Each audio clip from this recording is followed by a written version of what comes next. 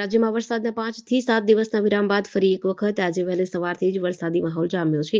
તેવામાં હવામાન વિભાગના જણાવ્યા અનુસાર હાલમાં ગુજરાત ઉપર 4 સિસ્ટમ સક્રિય છે, જેથી રાજ્યના વિવિધ જિલ્લાઓમાં ક્યાંક મધ્યથી ભારે વરસાદની શક્યતા છે. ઓડિશા પાસે જે ડિપ્રેશન સર્જાયું તે હાલમાં પૂર્વ ઉપર સક્રિય છે. આ ડિપ્રેશનના કારણે દક્ષિણ અને પૂર્વ મધ્ય ગુજરાતના ભાગો ઉપર વરસાદની અસર રહેશે, જ્યારે ઉત્તર ગુજરાતના ભાગોમાં રાજસ્થાનના જેસલમેરમાં જે મોન્સૂન ટ્રફ સક્રિય છે તેના કારણે વરસાદ રહેશે, જ્યારે દક્ષિણ ગુજરાતમાં ઓફશોર ટ્રફની અસર રહેશે. આ ઉપરાંત ગુજરાત નજીક 20 અલ્ટિટ્યુડ ઉત્તરમાં સિયર ઝોન સક્રિય છે. આ 4 સિસ્ટમના કારણે ગુજરાતમાં આગામી એક સપ્તાહ દરમિયાન મધ્યથી ભારે વરસાદની શક્યતા છે. આજે રાજ્યના વિવિધ જિલ્લાઓમાં વરસાદની તીવ્રતાને લઈને જુદા જુદા એલર્ટ જાહેર કરવામાં આવ્યા છે, જેમાં જે જિલ્લામાં અત્યંત ભારે વરસાદની આગાહી હોય ત્યાં રેડ એલર્ટ, અતિ ભારે વરસાદની આગાહી હોય ત્યાં ઓરેન્જ એલર્ટ અને ભારે વરસાદની શક્યતા હોય ત્યાં યલો એલર્ટ જાહેર કરવામાં આવ્યું છે. અમદાવાદ સિવિલ હોસ્પિટલમાં રેસિડેન્ટ ડોક્ટરોને સ્ટાઇપેન્ડ મામલે હડતાળ શરૂ કરી છે. હડતાળના કારણે ડોક્ટરો ઇમરજન્સી અને ઓપીડીથી અળગા રહ્યા છે. ડોક્ટરો હાજર ન હોવાથી ઓપીડીમાં આવી રહેલા દર્દીઓને હાલાકીઓનો સામનો કરવો પડી રહ્યો છે. ઓપીડીમાં ગુજરાત સહિત બહારથી પણ દર્દીઓ આવી રહ્યા છે, જેમને હડતાળના કારણે કલાકો સુધી રાહ જોવી પડી છે, છતાં સારવાર મળી નથી. રાજકોટથી આવેલા એક દર્દીના સગાઈએ જણાવ્યું કે મારા ભાણેજને કમળો છે અને પેટમાં પાણી ભરાઈ ગયું છે, તેમજ લીવર ખતમ થઈ ગયું છે, પણ ડોક્ટર કહે છે આજે હડતાળ હોવાથી ચેકઅપ નહીં થાય. આથી અમારે છેક રાજકોટથી ધક્કો થયો છે. આથી બહારથી આવેલા દર્દીઓને પરત જવું પડી રહ્યું છે. બીજી તરફ અગ્નિવીરની નોકરી માટે મેડિકલ સર્ટિફિકેટ લેવા આવેલા યુવકોએ પણ લાંબી લાઇનમાં ઊભા રહેવું પડ્યું હતું. તો એક્સરેમાં લાઇટો જતી રહેતા 2 કલાક જેટલો સમય દર્દીઓ અંધારામાં ઇજાગ્રસ્ત હાથ પગ સાથે બેસી રહ્યા હતા. છોટાઉદેપુર જિલ્લાના નસવાડી તાલુકાના એક ગામની પરિણીતાને તોફિક મેમણ નામના શખ્સ દ્વારા અવારનવાર ફોન કરીને પ્રેમ સંબંધ રાખવા માટે હેરાન કરતો હતો. આ વાતની જાણ કોઈને કરે તો પરિણીતાના પતિને જાનથી મારી નાખવાની ધમકી આપતો હતો, જેને લઈને વિધર્મી તોફિકભાઈ મેમણ દ્વારા આપઘાત કરવા પરિણીતાને મજબૂર કરતા આજે પરિણીતાએ દવા પીને આપઘાત કર્યો હતો.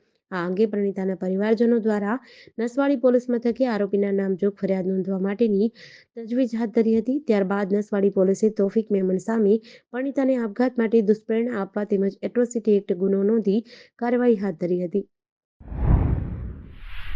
શ્રાવણના અંતિમ દિવસે સોમનાથ મહાદેવના દર્શન કરવા માનવ મહેરામણ ઉમટ્યું છે. શ્રાવણીયા સોમવારે મહાદેવના દર્શન કરવા શિવ ભક્તો ઉત્સુક થયા છે. આજે પવિત્ર શ્રાવણ માસનો અંતિમ દિવસ છે. સોમવતી અમાસ અને છેલ્લા શ્રાવણીયા સોમવારે મહાદેવના દર્શન કરવા માટે ભક્તોનું ઘોડાપૂર ઉમટ્યું હતું. દિવસ દરમિયાન આયોજિત થતા ધાર્મિક કાર્યક્રમોમાં શિવ ભક્તો પોતાની હાજરી પ્રત્યક્ષ રાખીને શ્રાવણ મહિનાના અંતિમ દિવસની ધાર્મિક આસ્થા સાથે ઉજવણી થશે. ત્યારે રાજ્યના પૂર્વ મુખ્યમંત્રી વિજય રૂપાણી સહપરિવાર સ્નેહીજનો સાથે સોમનાથ મહાદેવના દર્શને પધાર્યા હતા. આ વિશેષ અવસરે તેઓએ સોમનાથ મહાદેવની ધ્વજા પૂજા કરી ધન્યતા અનુભવી હતી. શ્રી સોમનાથ ટ્રસ્ટ તરફથી ટ્રસ્ટી પી કે લહેરીના હસ્તે મહાદેવની પાલખી પૂજા કરી હતી. ત્યારબાદ સોમનાથ તીર્થની પ્રણાલિકા અનુસાર શ્રાવણ માસની છેલ્લી પાલખી યાત્રા કાઢવામાં આવી હતી, જેમાં હજારો ભક્તો જોડાયા હતા. આજે દિવસ દરમિયાન અનેકવિધ કાર્યક્રમોનું આયોજન સોમનાથ મહાદેવ મંદિરમાં કરવામાં આવ્યું હતું. તેમાં પણ શિવભક્તો સ્વયં હાજર રહીને શ્રાવણના અંતિમ સોમવાર અને સોમવતી અમાસની ધાર્મિક ભાવના સાથે ઉજવણી કરતા જોવા મળશે. અમદાવાદ સિવિલ હોસ્પિટલમાં બીજે મેડિકલ કેમ્પસમાં રેસિડેન્ટ અને ઇન્ટર્ન ડોક્ટરો હડતાલ પર ઉતર્યા છે. સ્ટાઇપેન્ડ મામલે ડોક્ટરોએ હડતાલ શરૂ કરી છે. જ્યાં સુધી સરકાર દ્વારા સ્ટાઇપેન્ડ વધારવાનો તથા સ્ટાઇપેન્ડ દર 3 વર્ષે વધારવાનો નિર્ણય કરવામાં નહીં આવે ત્યાં સુધી હડતાલ ચાલુ રાખવાની ચીમકી ઉચ્ચારી છે. 1 લાખથી વધુની રકમનું સ્ટાઇપેન્ડ લાંબા સમયથી રેસિડેન્ટ ડોક્ટરોને આપવામાં આવે છે. તેમાં પણ સરકારે 20% વધારો કરીને 1.30 લાખ સુધી કર્યું છે. દેશમાં અન્ય રાજ્યોમાં આપતા સ્ટાઇપેન્ડની સામે ગુજરાતમાં રેસિડેન્ટ ડોક્ટરોને અપાતું સ્ટાઇપેન્ડ વધુ છે. વધુમાં અન્ય રાજ્યોમાં 3 વર્ષના બોન્ડની સામે ગુજરાતમાં 1 જ વર્ષનો બોન્ડ છે. આ ઇન્ટર્ન અને રેસિડેન્ટ ડોક્ટરોને ભણાવતા કરાર આધારિત પ્રોફેસરો કરતાં વધુ રકમ સ્ટાઇપેન્ડ રૂપે આ રેસિડેન્ટ ડોક્ટરોને અપાય છે. બીજે મેડિકલ કોલેજના જુનિયર ડોક્ટર એસોસિએશનના પ્રમુખ ધવલ ગામિતીએ કહ્યું કે સતત છેલ્લા 6 મહિનાથી સ્ટાઇપેન્ડ વધારા બાબતે આરોગ્ય મંત્રી તથા આરોગ્ય વિભાગના અધિકારીઓ સામે કાયદાકીય રજૂઆત કરી છે. પાકિસ્તાનના કરાચીમાં એક મોલમાં તેના ઉદ્ઘાટનના દિવસે લોકોએ લૂંટ ચલાવી હતી. Pakistani news channel ARY news અનુસાર મોલે શરૂઆતના દિવસે ખરીદી પર ભારે ડિસ્કાઉન્ટ જાહેર કર્યું હતું. કરાચીના ગુલિસ્તાન જોહરમાં ખોલવામાં આવેલા આ મોલનું નામ ડ્રીમ બજાર છે. ભારે ડિસ્કાઉન્ટના કારણે મોલની બજાર હજારો લોકોની ભીડ ઉમટી હતી. આ દરમિયાન કેટલાક લોકો લાકડીઓ અને સળિયા સાથે મોલમાં પ્રવેશ્યા હતા અને મોલમાં અફરાતફરી મચી હતી. અરાજકતાને કારણે મોલમાં અરાજકતા અને તોડફોડનો માહોલ સર્જાયો હતો. આ દરમિયાન લોકોએ મોલમાં લૂંટફાટ શરૂ કરી હતી. મીડિયા રિપોર્ટ્સ અનુસાર મોલ ઓપનિંગ ડે પર વધુ લોકોને આમંત્રિત કરવા માટે સોશિયલ મીડિયા પર જાહેરાત આપી હતી. ડ્રીમ બજાર એ કપડાં અને ઘરના સામાન માટેનું શોપિંગ મોલ છે. આ ઘટનાનો વિડીયો વાયરલ થયો છે. મોલમાં લૂંટફાટ અને અરાજકતાનું દ્રશ્ય એટલું ભયાનક હતું કે કરાચીમાં ટ્રાફિક થંભી ગયો. મોલની બહાર તસવીરોમાં હજારો લોકો ફસાયેલા જોવા મળ્યા હતા. ઘટના સ્થળે હાજર લોકોએ સ્થાનિક મીડિયાને કહ્યું, લૂંટને કારણે મોલમાં ઘણું નુકસાન થયું છે.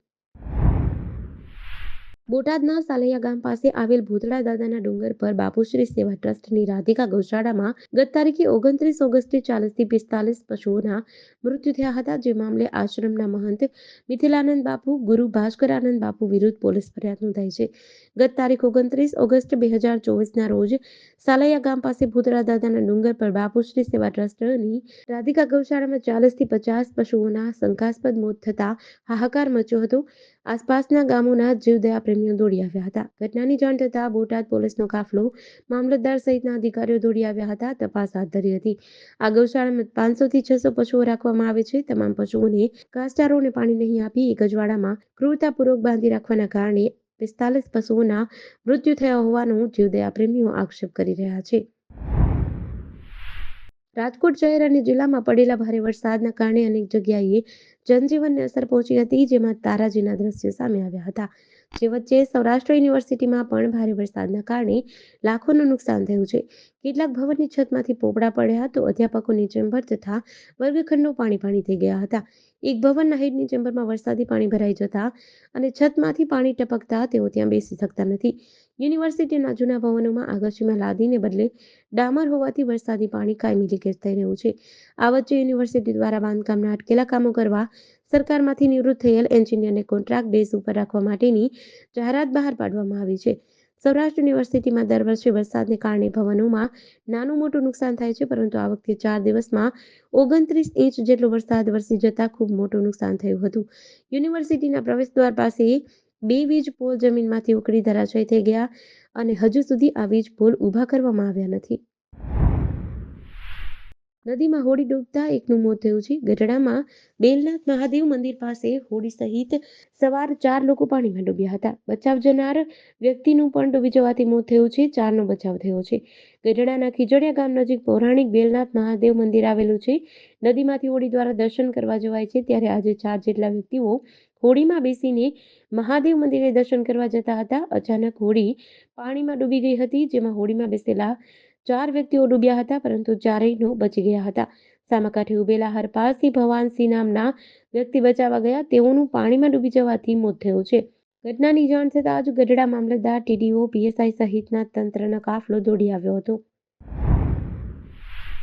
રાજસ્થાન પોલીસે ગુજરાતમાં લઈ જવાતા 1003 પેટી દારૂ ભરેલું કન્ટેનર ઝડપી પાડ્યું છે. જેમાં રાજસ્થાન પોલીસને બાતમી મળી હતી કે રાજસ્થાનના માવલ ચેકપોસ્ટ પર પોલીસે શંકાસ્પદ કન્ટેનર રોકાવી તપાસ કરતા તેમાંથી વિદેશી દારૂ મળ્યો હતો, જેથી પોલીસે એક ઇસમને અટકાયત કરી મુદ્દામાલ કબજે કરી આગળની તપાસ હાથ ધરી છે.